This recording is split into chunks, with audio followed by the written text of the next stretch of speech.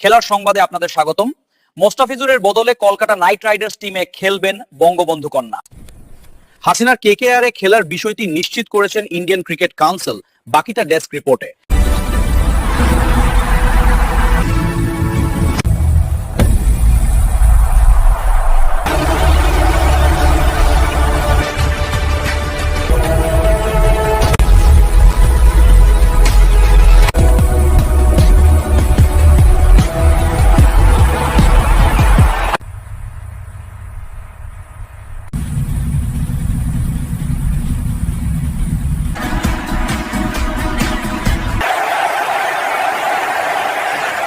আজকের সংবাদে পর্যন্ত পরবর্তী সংবাদ দেখার আমন্ত্রণ রইল।